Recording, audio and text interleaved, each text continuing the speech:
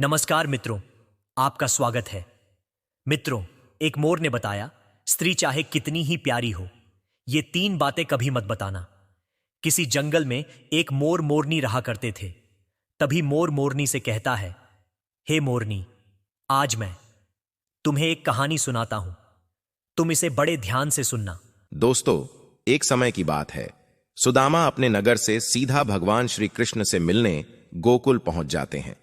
वहां से सीधा सुदामा भगवान श्री कृष्ण के राज्य भवन में पहुंच जाते हैं, जहां पर सुदामा देखते हैं भगवान श्री कृष्ण स्वर्ण से बनी हुई सिंहासन पर गौ माता के साथ में विराजमान रहते हैं।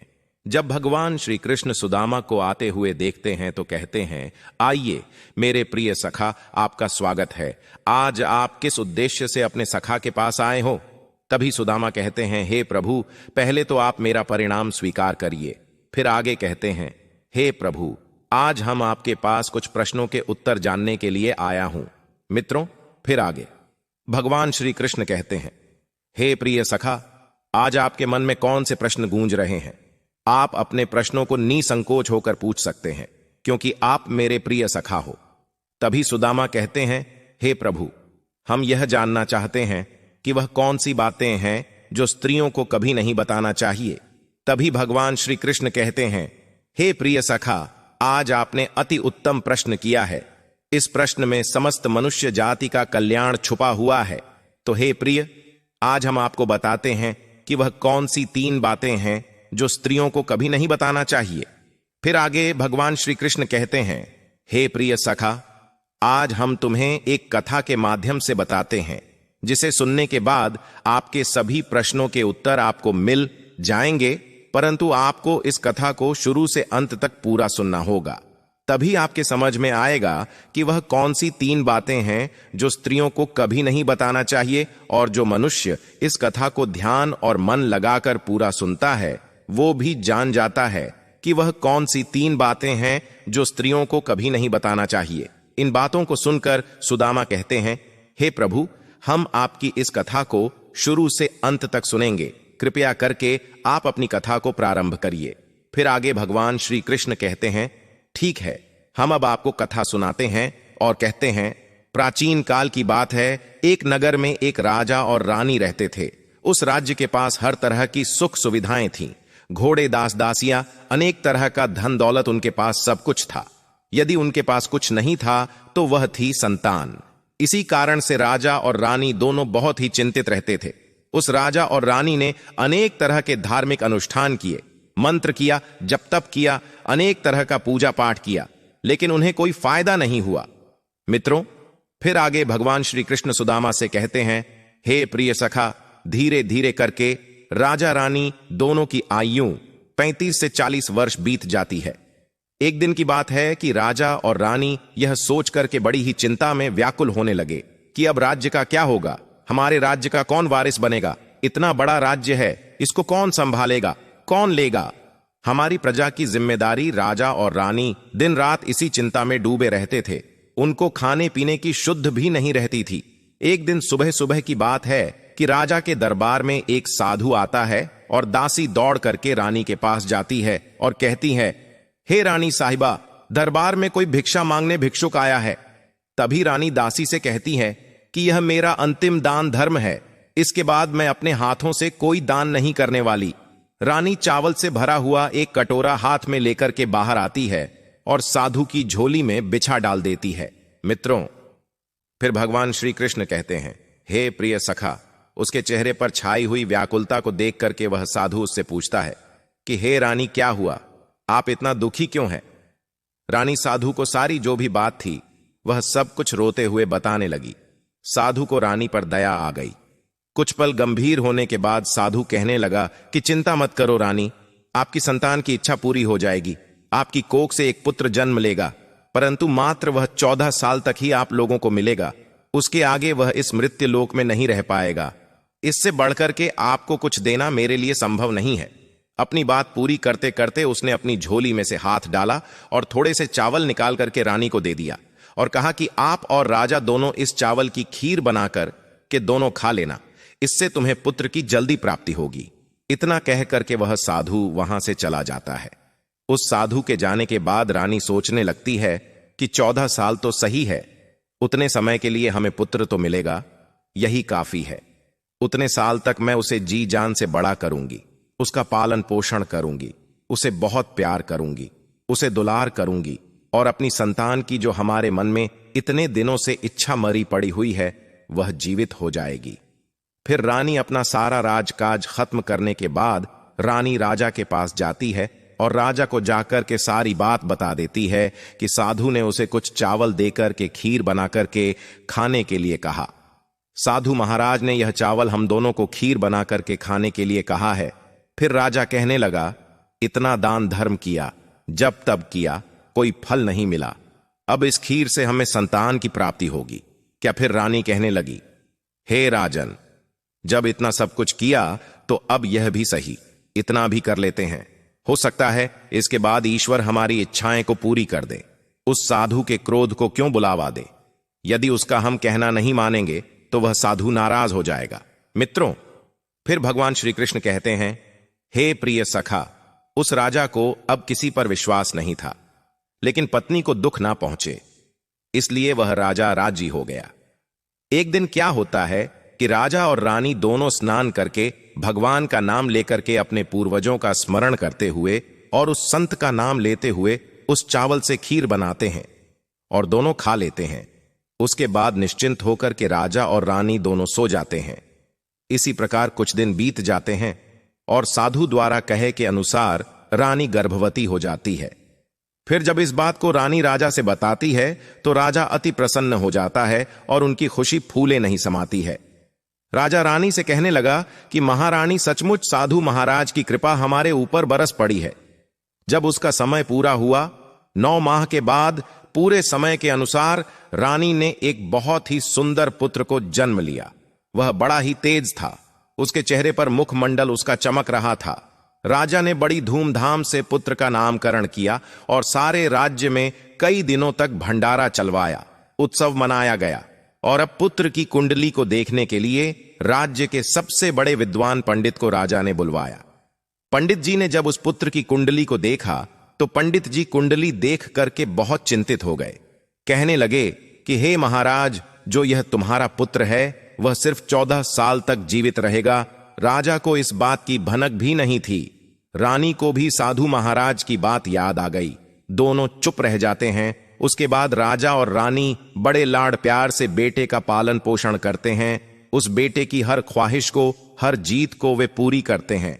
मित्रों, फिर भगवान श्री कृष्ण कहते हैं, हे प्रिय सखा, वह राजा रानी दोनों सोते थे। चलो थोड़े समय के लिए ही सही, भगवान ने संतान की अपनी मुराद पूरी कर दी है। इसे वह हमेशा अपना किस्मत मानते थे। राजा का पुत्र दिन पा दिन बड़ा होता जा रहा था। जब वह 7 साल का हो जाता है तो राजा एक अच्छे गुरु की नियुक्ति करके उसे पढ़ाई लिखाई में राज्य शस्त्र विद्या का और घुड़सवारी आदि जब भी 12 विद्याओं का शिक्षण कराते हैं। जब वह सब शास्त्र और विद्या में पारंगत हो जाता है और 12 साल की उम्र का वह जब बालक हो जाता है, तब राजा और रानी एक अच्छी सी राजकन्या को देख करके उस बालक की शादी करवा देते। 2-3 साल बीत जाते हैं। बेटा जब 15 साल का हो जाता है तो एक दिन वह राजपुत्र राजा से कहता है कि पिताजी, मैं अपने राज्य को घूम करके देखना चाहता हूं। आज तक मैंने इस राज दरबार के और इस महल के सिवाय मैंने बाहर कुछ नहीं देखा है। बेटे की बात को सुनकर के राजा बड़ा परेशान हो जाता है, क्योंकि पुत्र को 14वां साल शुरू हो गया था। अब कोई अनहोनी होने का वक्त नजदीक आ पहुंचा था। लेकिन राजा यह सब बातें पुत्र को नहीं बता सकता था। वह क्या करता कि चेहरे पर खुशी लाकर के बेटे से कहता, हां हां, जरूर जाओ बेटा, तुम्हें अपना सारा राज्य घूम करके देखना चाहिए। कहां क्या है यह सब जानना बहुत जरूरी है। कल मेरे बाद तो तुम्हें ही इस राज्य का राजा बनना है। परंतु हे पुत्र, मेरी एक बात का ध्यान रखना, तुम जहां जा रहे हो, क्या कर रहे हो, यह बात अपनी पत्नी को कभी मत बताना। पुत्र कहता है, ठीक है पिताजी, आपने जो भी कहा है मैं वैसा ही करूंगा। एक दिन क्या होता है कि राजपुत्र दिन भर अपनी पत्नी के साथ मौज मस्ती करता है, खुशियां मनाता है और रात को ठीक 12 बजे बिस्तर से उठ करके बाहर चला जाता है। फिर सुबह होने से पहले वह वापस अपने महल में आकर के सो जाता है। ऐसे बहुत दिनों तक चलता रहा। अब पुत्र का 14वां साल खत्म होने में कुछ ही दिन समय शेष रह गया था। एक दिन की बात है कि उसकी पत्नी छोटी रानी रात में जाग जाती है। रानी देखती है कि बेड पर जो वह राजकुमार है वह नहीं है। फिर महल में सब जगह देखती है, खोजती है, पर वह कहीं नजर नहीं आता है। क्या करेगी, किससे कहेगी? वह चुपचाप रहती है। फिर सुबह होने पर वह देखती है कि उसका पति अपने बेड पर सोया हुआ है। वह पति से कुछ नहीं पूछती। लेकिन जब दूसरी रात भी वैसे ही होता है, तीसरी रात, चौथी रात, ऐसे कई दिनों तक चल रहा था, रानी इस तरह के व्यवहार को देख करके अपने पति के बहुत चिंतित हो जाती है, उदास हो जाती है और सोचती है, पति रोज रात को कहां जाता है, क्या करता है, किससे मिलता है मित्रों? फिर भगवान श्री कृष्ण कहते हैं, हे प्रिय सखा, उस छोटी रानी के मन में अनेक तरह के सवाल उठते हैं, लेकिन उसे पूछने में उससे डर लगता है। शायद पत्नी के पूछने पर पति को गुस्सा आ जाए और वह गुस्से में आकर के कुछ भी कर बैठे। सास ससुर से पूछने के बारे में सोचती है तो उसकी कुल मर्यादा बीच में आ जाती है। सोचने लगती है कि इस बात को अपने सास ससुर से क्यों पूछूं। इसी तरह से मन ही मन में वह कोसती रहती है। इस हालत से उसे खाने पीने में किसी प्रकार की कोई दिलचस्पी नहीं रह जाती है। धीरे धीरे वह एकदम से दुबली पतली होकर के कमजोर हो जाती है। उस राज्य में एक दिन की बात है कि एक फूल बेचने वाली बूढ़ी मालिन आ गई। वह हमेशा छोटी रानी को फूल देने के लिए महल में आया करती थी। उस बुढ़िया का ध्यान छोटी रानी पर चला जाता है। वह छोटी रानी से पूछती है कि हे बेटी, क्या बात है, तुम क्यों दुखी हो? मैं देख रही हूं कि तुम सूख करके कांटा होती जा रही हो। रानी कहने लगती है कि क्या बताऊं तुम्हें, अम्मा, तुम्हारा जो यह राजपुत्र है वह प्रत्येक रात्रि को बिस्तर से अपने उठ करके कहीं चला जाता है और सुबह होने से पहले ही वापस आकर के अपने बिस्तर पर सो जाता है। वह कहां जाता है, किससे मिलता है, कौन सी उसकी प्रेमिका है, यह सब सोच करके मेरा मन बड़ा दुखी होता है। और इसी दुख और चिंता के कारण मैंने खाना पीना सब कुछ छोड़ दिया है और इसीलिए मैं सूख करके कांटा बन गई हूं। छोटी रानी की बात सुनकर के उस बुढ़िया के मन में एक उपाय आता है और कहती है कि हे बेटी, ऐसा करना कि आज रात तुम सोना मत, उसके पीछे जाकर के देखना कि वह कहां जाता है और क्या करता है, किससे मिलता है, उसकी ठीक से पहरेदारी करना। फिर रानी कहती है, पर मुझे नींद आ गई तो क्या करूंगी? वह बूढ़ी माई कहती है कि नींद ना आए इसलिए एक काम करना, अपने बाएं हाथ की उंगली में एक छोटा सा जख्म बना लेना और उस पर थोड़ी सी मिर्च लगा करके उस पर छिड़क देना।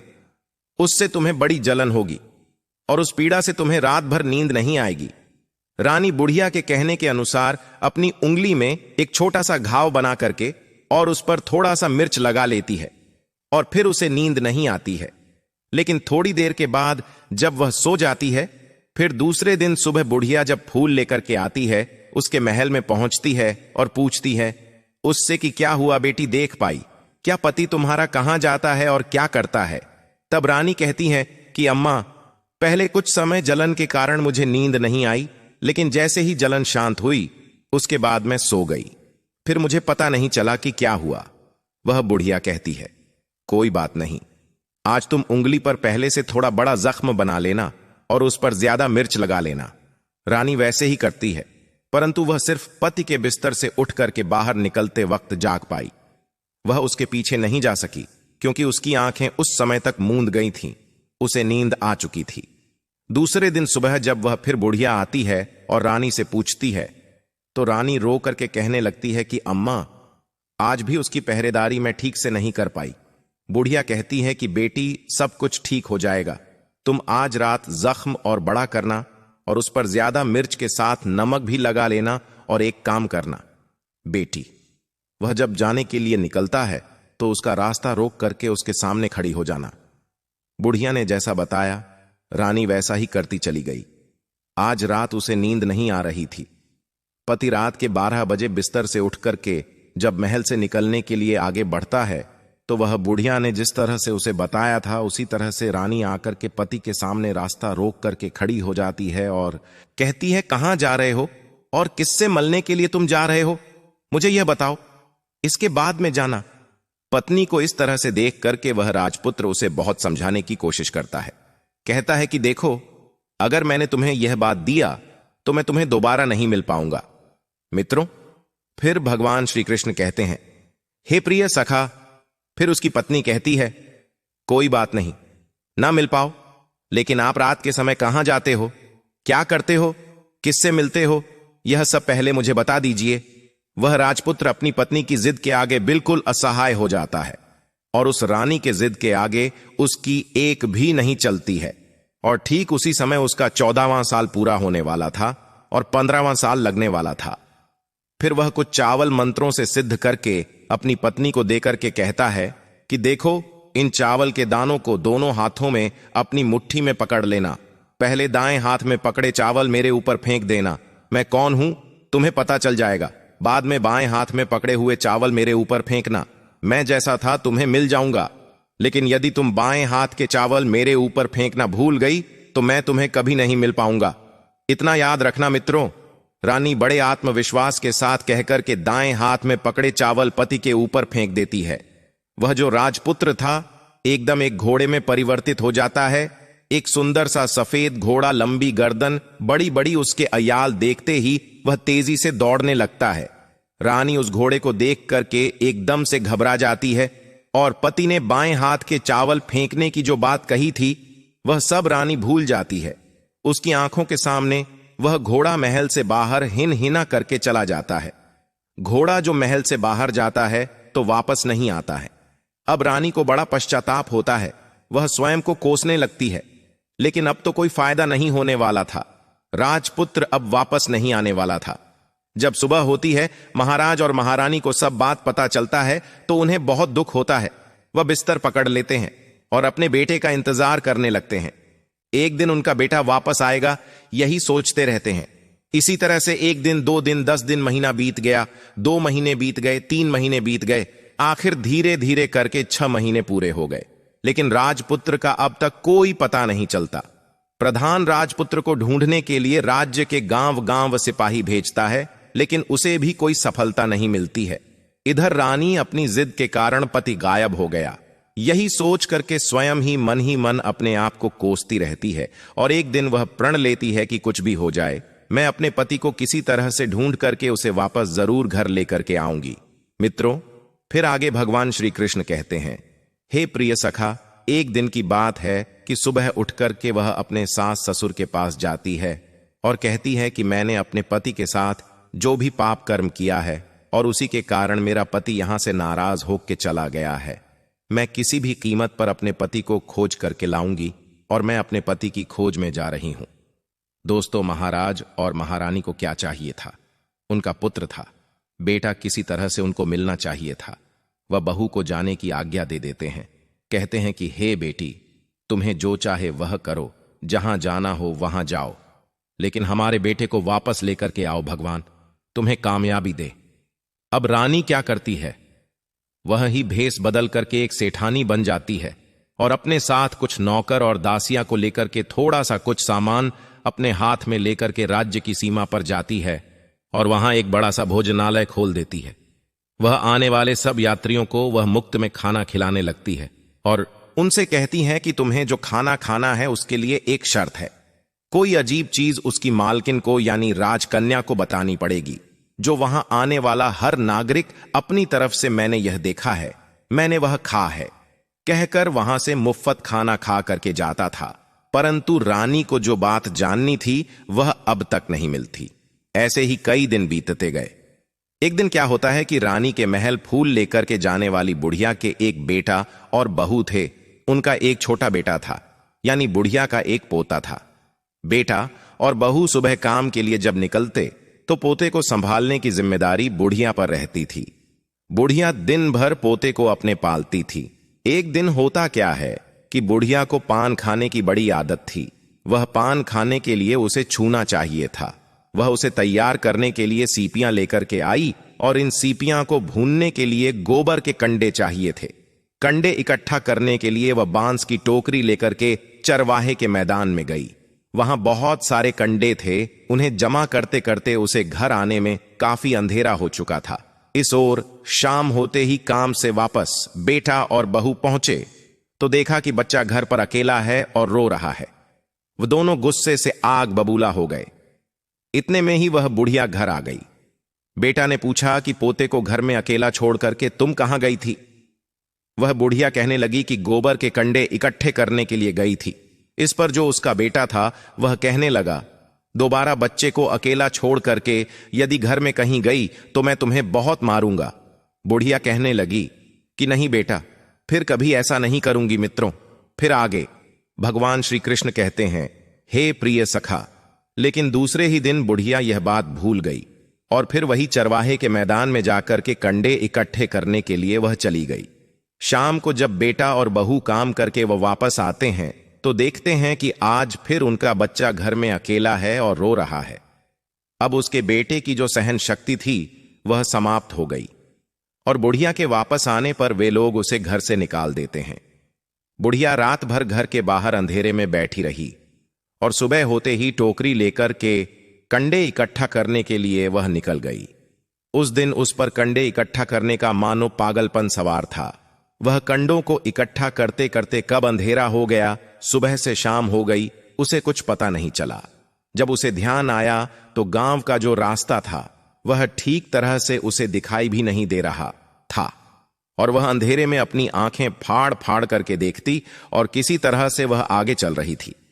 फिर एक दिन क्या होता है कि एक सुंदर सी सफेद गाय छन छन की आवाज करते हुए, जिसके गले में एक घंटी थी और उसकी बड़ी बड़ी सींग थी, ऐसा प्रतीत हो रहा था कि जैसे वह साथ साथ भगवान श्री कृष्ण की गौ माता है, वह ठुमक कर उस मैदान पर आ गई।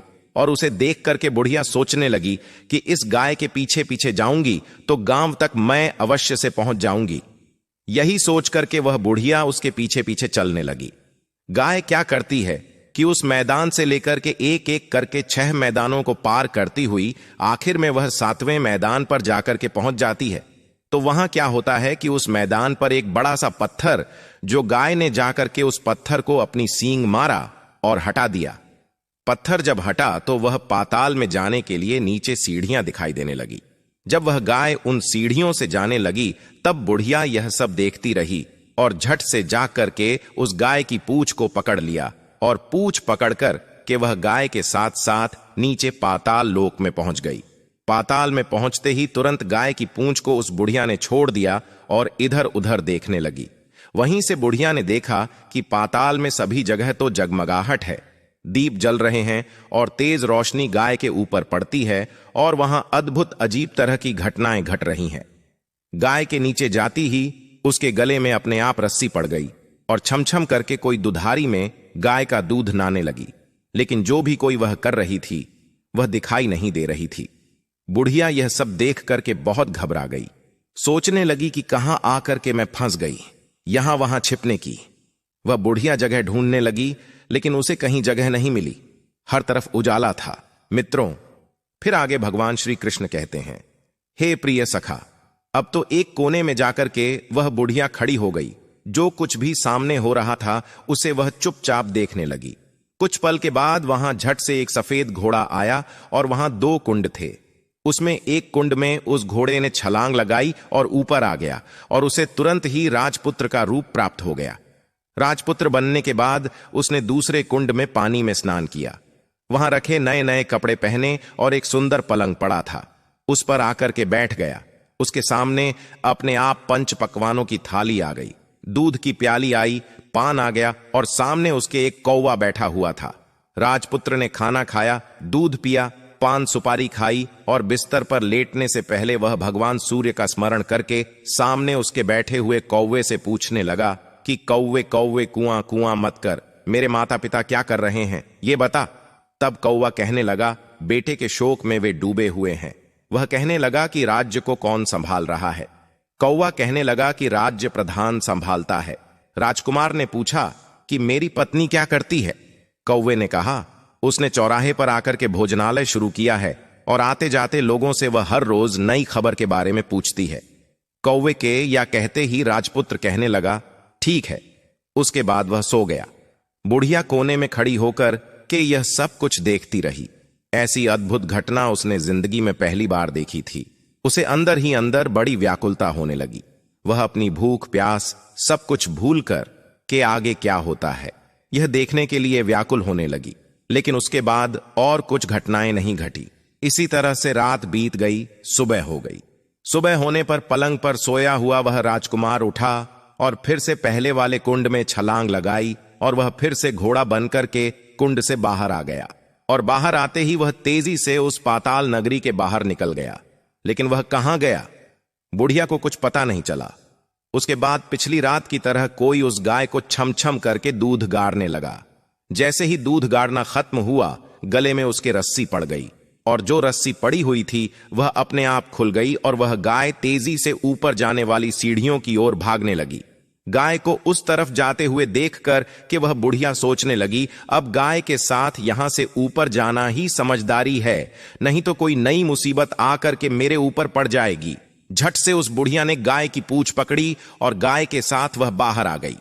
गाय जब ऊपर मैदान में पहुंची तो सुरंग का रास्ता अपने आप बंद हो गया और उसके मुंह पर रखा हुआ बड़ा सा पत्थर वह पहले की तरह ही रख गया।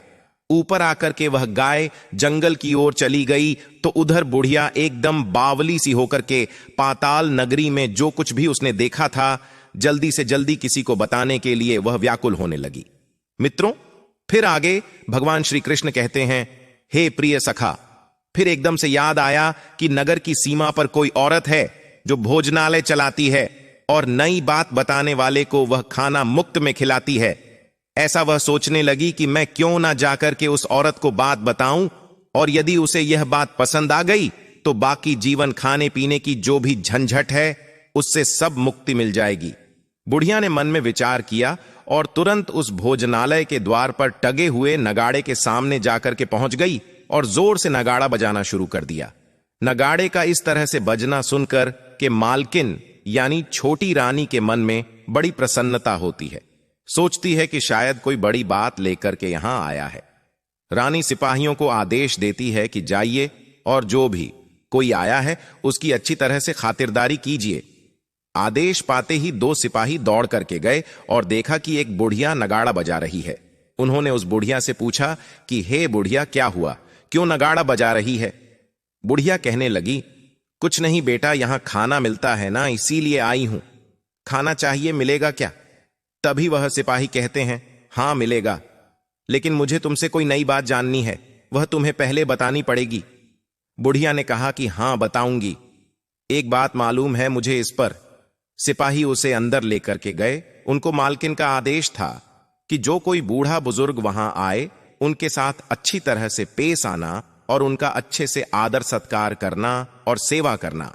सिपाही ने उस बुढ़िया को भरपूर आदर सत्कार किया और बड़ी सी थाली भर करके अनेक तरह के व्यंजन को परोस दिया। बुढ़िया कई दिनों से खाना नहीं खाई थी और कई दिनों से वह बुढ़िया भूखी थी। खाने को देखते ही वह खाने पर टूट पड़ी और जब उसने खाना खा लिया तो उसे सिपाहियों ने नई साड़ी पहनने के लिए दी। उसके बाद उसे लेकर के रानी के पास गए। बुढ़िया और रानी ने तुरंत एक दूसरे को पहचान लिया। बुढ़िया कहने लगी कि बेटी, तुम और रानी बोली, अम्मा, तुम कुछ देर तक दोनों अनेक तरह की बातें करती रहीं। आखिर बुढ़िया से कहने लगी, वह रानी, अम्मा अब बताओ तुमने क्या नई बात देखी है? बुढ़िया कहने लगी, मैंने नई बात कोई नहीं देखी है, वह तो मेरे पास तुम्हें देने के लिए पैसे नहीं थे, इसीलिए मैंने झूठ कहा और नगाड़ा बजा दिया। रानी ने कहा कि अम्मा घबराओ नहीं, मैं किसी को तुम्हारा नाम नहीं बताऊंगी। फिर भी बुढ़िया कहने लगी कि मैंने क्या देखा, कब देखा करके आनाकानी करने लगी। इस पर वह जो रानी थी उसने कहा, देखो अम्मा, यदि तुमने मुझे वह नई बात बताई तो जिंदगी भर मैं तुम्हारी देखभाल करूंगी और तुम्हें रानी माता की तरह रखूंगी। अब बुढ़िया इस बात को सुनकर के बताने के लिए तैयार हो गई। उसने जो कुछ भी उस चारागाह वाले मैदान से लेकर कि उस पाताल लोक में जो कुछ भी देखा था वह सब कुछ उसने उस राजकुमारी को बता दिया। वह राजपुत्र उसी का पति है। वह तुरंत बुढ़िया से कहने लगी, अम्मा मुझे उस जगह पर लेकर के चलो। बुढ़िया कहने लगी कि नहीं बेटी, वह पाताल राज्य है, सांप है। यदि किसी ने तुम्हें देख लिया तो तुम्हारी जान खतरे में पड़ सकती है। लेकिन रानी उसकी एक भी नहीं सुनती। उसे उस जगह पर ले जाने के लिए कहने लगी। आखिर में बुढ़िया ने रानी का कहना मान लिया और कहने लगी कि ठीक है, मैं तुम्हें वहां लेकर के चलती हूं, पर आज नहीं कल वहां जाना, शाम को ही जाना होगा। दूसरे दिन दोपहर को रानी बुढ़िया के साथ उसी मैदान पर गई और एक जगह छुप करके गाय के आने का इंतजार करने लगी।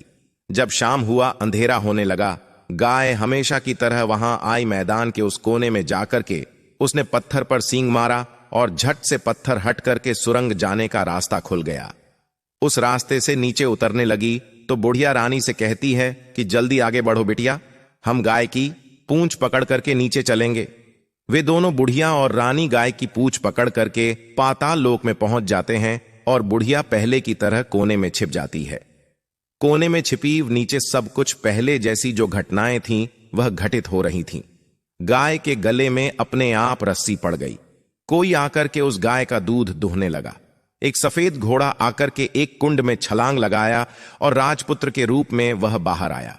राजपुत्र के दूसरे कुंड में नहाने के बाद उसने सामने कई प्रकार से सजी हुई खाने की थाली आ गई और दूध की प्याली आ गई, पान सुपारी आ गया। राजपुत्र के सब कुछ खाने और पीने खाने के बाद सोने के लिए पलंग पर गया और सोने से पहले सूर्यदेव का नाम लेकर कि उसने सामने बैठे हुए कौवे से फिर पूछा, कौवे कौवे कंकर, मेरे माता पिता इस समय क्या कर रहे हैं? कौवे ने कुछ जवाब नहीं दिया, बल्कि वह उदास हो गया। राजपुत्र को कुछ अनहोनी होने का संदेह हो गया। वह उदास हो गया और जो कुछ हुआ वह हो जाने दो, ऐसा सोच करके सोने के लिए बिस्तर पर लेट गया। अब रानी का संयम छूट गया। वह दौड़ करके पति के पास गई और उसके पैर पकड़ने के लिए आगे बढ़ने लगी। राजपुत्र तुरंत ही अपनी पत्नी को पहचान गया। वह झट से पीछे हटा और चिल्लाने लगा, नहीं नहीं, मुझे मत छूना, वरना सर्वनाश हो जाएगा। रानी दोनों हाथ जोड़ करके पति से अपनी भूल की माफी मांगने लगी और कहने लगी, स्वामी, मुझसे बड़ी भूल हो गई। मुझे आपसे कुछ नहीं पूछना चाहिए था कि रात को कहां जाते हो। मैं अपनी भूल स्वीकार करती हूं। मुझे मेरी भूल की सजा मिल गई है। अब आप घर चलो। आपके वियोग में आपके माता पिता ने बिस्तर पकड़ लिया है। वह सूख करके कांटा हो गए हैं और आपकी प्रजा बड़ी दुखी है। उस पर राजपुत्र कहने लगा, वहीं तो एक बार तुम गलती कर बैठी हो, अब दोबारा मत करना, नहीं तो तुम्हें जो दिख रहा हूं वह भी नहीं दिखूंगा। रानी रोने लगी, जोर जोर से जमीन पर सर पटकने लगी। राजपुत्र के मन में रानी के लिए दया आ गई। वह उससे कहने लगा, यदि तुम मुझे पाना चाहती हो तो तुम्हें एक काम करना होगा। काम बड़ा कठिन है और वह काम तुम्हें अकेले ही करना होगा। रानी ने कहा, कहो, कितना भी कठिन काम होगा, मैं उसे पूरा करूंगी। उस राजपुत्र ने कहा कि इस पाताल से ऊपर जाते ही तुम्हें एक बड़ा घना जंगल नजर आएगा और इस तरह के 6 जंगलों को पार करने के बाद जब 7वां जंगल तुमको मिलेगा तो उस जंगल के बीचों बीच में एक बरगद का पेड़ है और उसके आसपास जगह जगह पत्ते पड़े हुए हैं, कांटे आदि है। वहां पर शेर, भालू, सांप सभी आकर के वहां बैठते हैं। तुम्हें उन सबको भगा करके उस जगह को साफ करना है और उसको गोबर से लीप करके पवित्र बनाना है। वहां पर रंगोली सजा करके उसके बाद वहां पर धूप दीप अगरबत्ती करके फूल कुमकुम से पेड़ के तने की पूजा करनी है और दूध दही से बने चावल का भोग चढ़ाना है। यह सब तुम्हें दोपहर को 12 बजे से पहले करना होगा और 12 बजे के समय तुम्हें उस जगह पर बैठ करके सूर्य भगवान का मंत्र का जाप करना है। ठीक 12 बजे सूर्य भगवान वहां पर रथ पर सवार होकर आएंगे और जब वहां का दृश्य देखकर सूर्य भगवान खुश हो जाएंगे, तब कहेंगे कि जिस किसी ने यह सब किया है उसे मैं मनचाहा वरदान देना चाहता हूं। ऐसा सुन करके तुम सामने जाना और उनके रथ का दाहिना घोड़ा मांग लेना। मैं तुम्हें मिल जाऊंगा मित्रों। फिर आगे भगवान श्री कृष्ण कहते हैं, हे प्रिय सखा। इतना कह करके वह राजपुत्र अपने पलंग पर जाकर के सो गया और छोटी रानी सुबह होने का इंतजार करने लगी। सुबह होते ही वह बुढ़िया के साथ गाय की पूंछ पकड़ करके ऊपर आ गई। ऊपर आने के बाद वह बुढ़िया से कहने लगी, अम्मा, अब मैं अकेले आगे जाऊंगी, तुम भोजनालय को वापस चली जाओ। वह जंगल में जाकर के राजपुत्र के द्वारा बताई गई जो भी बात थी वह ढूंढने लगी। जाते जाते जब उस रानी को उस बरगद का पेड़ दिखाई दिया तो उस जगह सब कुछ हटाकर के बाद साफ सफाई कर दी और जैसे उस राजपुत्र ने कहा था वैसे ही उसने उस जगह को साफ करके लीप पोत करके बैठ गई और चंदन धूप दीप अगरबत्ती जलाकर के भगवान सूर्य देव का स्मरण करने लगी। जैसा कि उसके पति ने बताया था, दोपहर को ठीक 12 बजे सूर्य भगवान का रथ उस स्थान पर आकर के रुक गया। सूर्य भगवान ने जब रथ से नीचे देखा तो सुगंधित वातावरण देख करके वे बहुत प्रसन्न हो गए और कहने लगे कि जिस किसी ने यह काम किया है वह यहां आकर के मुझसे मनचाहा वरदान मांग ले, उसे मैं अवश्य दूंगा। रानी ने जब यह शब्द सुना तो बिना किसी संकोच के दौड़ करके वह सूर्य भगवान के सामने गई और उनको प्रणाम करके कहने लगी, भगवान, वह मैं ही हूं, मैंने इस जगह को साफ किया है। इतना सुनने के बाद भगवान सूर्यदेव कहते हैं, हे बेटी, तुम्हें जो चाहिए वह वरदान मांग लो। फिर रानी कहती है, भगवान, मुझे आपके रथ का दाहिना घोड़ा चाहिए। सूर्य भगवान बोले, नहीं नहीं, मैं तुम्हें इसे नहीं दे सकता। मैं किसी भी तरह से तुम्हें रथ का यह घोड़ा नहीं दे सकता। मेरे रथ में 5 घोड़े हैं, तुम चाहो तो कोई और घोड़ा मांग लो, लेकिन यह दाहिना घोड़ा मत मांगो, वह मैं तुम्हें नहीं दे सकता। छोटी रानी ने एक भी नहीं सुनी। वह सूर्यदेव से एक ही बात कह रही थी कि हमें कुछ भी हो और कुछ नहीं चाहिए, आपके रथ का सिर्फ दाहिना घोड़ा ही चाहिए। रानी भगवान सूर्यदेव से कहने लगी, हे भगवान, यदि आपने आज मुझे अपना दाहिना घोड़ा नहीं दिया तो मैं अपनी जान दे दूंगी। मित्रों, फिर आगे भगवान श्री कृष्ण कहते हैं, हे प्रिय सखा, सूर्यदेव के पास अब धर्म संकट पड़ गया। उन्होंने वचन दे दिया था, अब अपने वचन से पलट नहीं सकते थे। उन्होंने कहा, ठीक है, दे दिया। मैंने तुम्हें घोड़ा, सूर्यदेव ने कहा, देखो मैंने तुम्हें घोड़े को तो दे दिया, लेकिन वह तुम्हें यहां नहीं मिलेगा, तुम्हें उसे जाकर के पाताल लोक से लाना होगा। रानी कहने लगी, पाताल क्या भगवान, मैं उन्हें पाने के लिए कहीं भी जा सकती हूं और किसी हद तक कुछ भी कर सकती हूं। रानी को वचन देकर कि सूर्यदेव अपने मार्ग में चले गए और इधर रानी जंगल से अपने भोजनालय में आ गई। फिर वह बुढ़िया को लेकर के उस मैदान पर आ गई। जल्दी ही शाम हो गई। शाम होते ही वहां पर गाय पहुंची और गाय की पूंछ पकड़ करके वे दोनों वहां से पाताल लोक में पहुंच गई। रानी और बुढ़िया जल्दी जल्दी नीचे, जो कुछ भी पाताल लोक में घटनाएं थीं वह सब पहले की तरह ही घटित होने लगी। घोड़ा आया और एक कुंड में स्नान करके राजपुत्र बन गया। नहा धोकर के पलंग पर जाकर के बैठा और खाने पीने की थाली उसके सामने आ गई। जो कुछ पहले हुआ था वह सब उसी तरह से हो गया, लेकिन आज एक नई बात घटी। आज 2-2 थाली, 2-2 दूध की प्याली, 2-2 पान के बीड़े उसके सामने आए। वह कुछ नहीं बोला। अपने हिस्से की थाली खा करके, दूध पी करके, पान खा करके वह सोने के लिए चला गया और हमेशा की तरह सोने से पहले वहां बैठे कौवे से वह पूछने लगा, कौवे कौवे, काऊ अंकर, मेरे माता पिता क्या कर रहे हैं? उस कौवे ने जवाब दिया कि वे दोनों तुम्हारे शोक में मरने की स्थिति में पहुंच गए हैं। ऐसा सुनते ही उसकी आंखों से आंसू बहने लगे।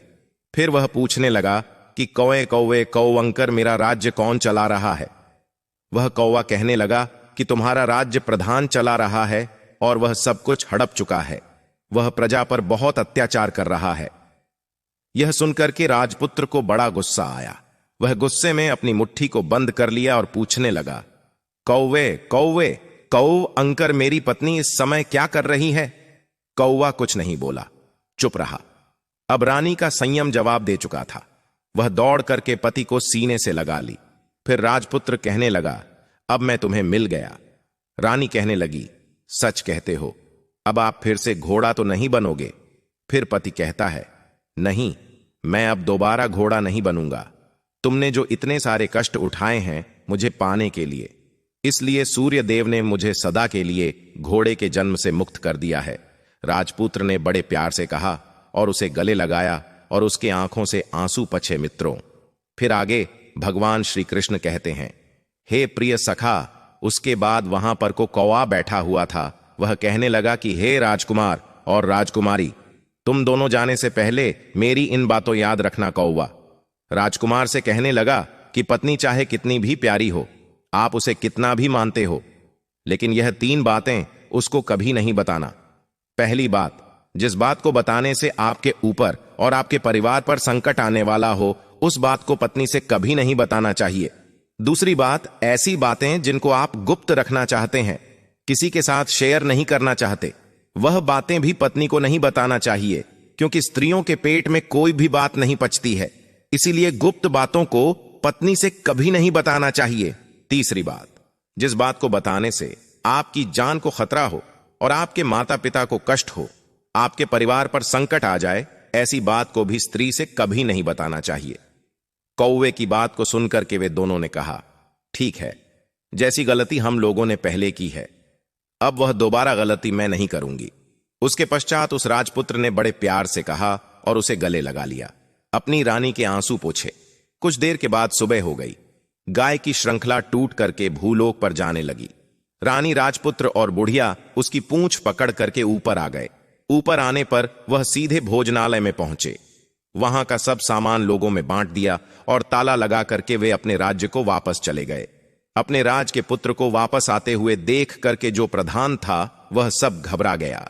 राजपुत्र ने उसे बंदी बना करके कैद खाने में डाल दिया और राज्य की बागडोर को खुद अपने हाथों में ले लिया। इसके बाद अपने माता पिता से मिलने के लिए वह राजकुमार राजकुमारी के साथ अपने महल में गया और राजपुत्र क्या देखता है कि उसके माता पिता उसके शोक में सूख करके कांटे बन गए हैं। पुत्र को देख करके मरणासन्न स्थिति में राजा और रानी की आंखों से टप टप आंसू बहने लगे। फिर दोनों ने पुत्र को गले लगाया, उसे प्यार से सहलाने लगे। इतना होने के बाद उनके सेहत में एकदम से सुधार आने लगी। पुत्र को आशीर्वाद देने लगे। राजा के पुत्र के आने की खबर तुरंत सारे राज्य में फैल गई। प्रजा इस तरह की बात को सुनकर के फूले नहीं समा रही थी। सारी प्रजा राजमहल में आकर के इकट्ठी हो गई। राजपुत्र ने उन्हें दर्शन दिया और आज से उन्हें किसी प्रकार का कोई दुख नहीं पहुंचेगा, ऐसा वचन देकर के वह अपने राज्य के सिंहासन पर जाकर के बैठ गया और एक अच्छा राजा बनकर के अपने अच्छे राज्य को अच्छी तरह से वह चलाने लगा और अपनी पत्नी के साथ और अपने माता पिता के साथ सुख शांति से जीवन बिताने लगा। और जो वह बुढ़िया थी उसे वह अपने पास में उसे रख लिया।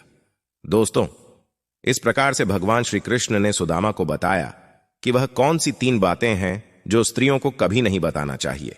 दोस्तों, वीडियो को पूरा देखने के लिए आप सभी लोगों का धन्यवाद।